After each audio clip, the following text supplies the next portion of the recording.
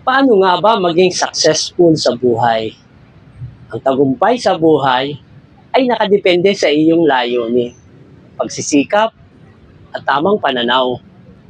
Narito ang mga hakbang upang maging matagumpay sa buhay na iyong nanaisin.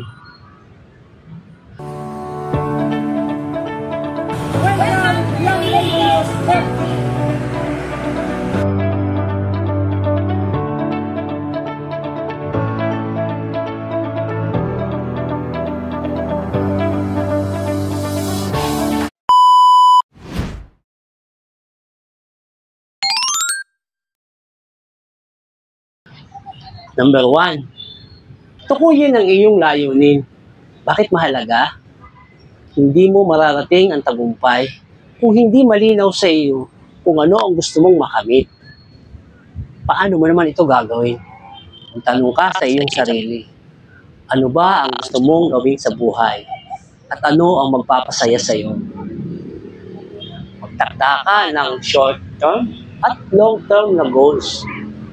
Siguraduhin mo rin na ang iyong layon ay nakakainganyo at nagbibigay ng inspirasyon sa iyo.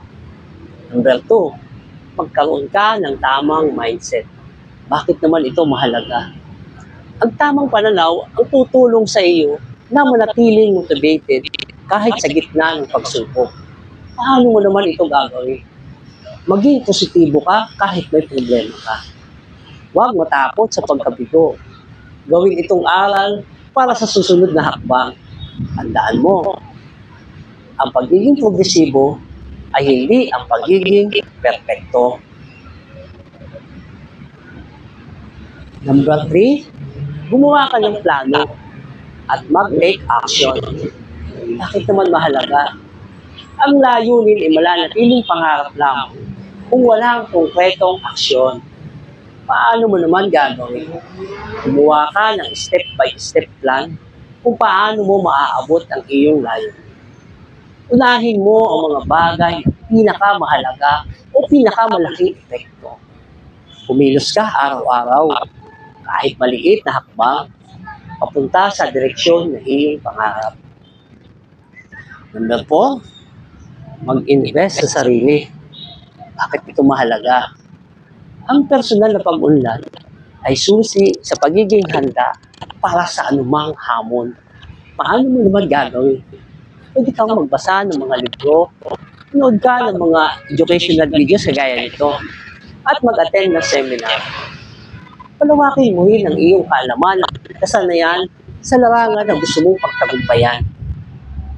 Alagaan mo ang iyong kalusugan. Pisikal man yan, o mental o emosyonal. Number 5, palibutan mo ang sarili mo ng mga tamang tao. Bakit mahalaga? Ang mga tao sa paligid mo ay may malaking epekto sa iyong pananaw at pagkilos. Paano mo naman ito gagawin? Makisama ka sa mga taong positibo, supportive at may pareho kayong pangarap. Iwasan mo yung mga toxic na relation na pumipigil sa iyong pag-unlad. Maghanap ka rin ng mentor na maaaring maggabay at magbigay ng inspirasyon. Number 6, harapin mo ang mga hamon at huwag kang susuko. Bakit mahalaga?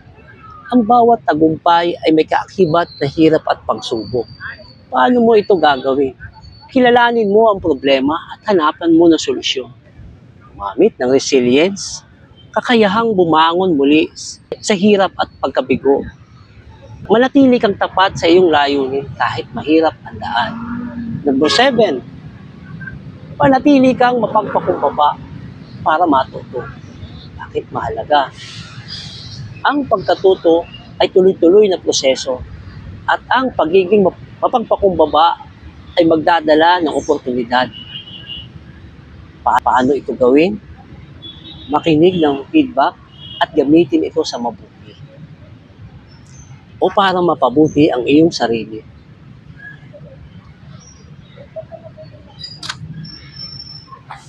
Maging bukas ka rin sa mga bagong idea at pananaw. Ibahagi ang iyong kaalaman at tagumpay sa iba bilang inspirasyon.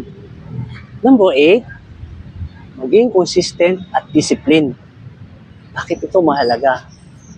Ang consistency ay disiplina. Magpapanatili sa iyo sa tamang landas.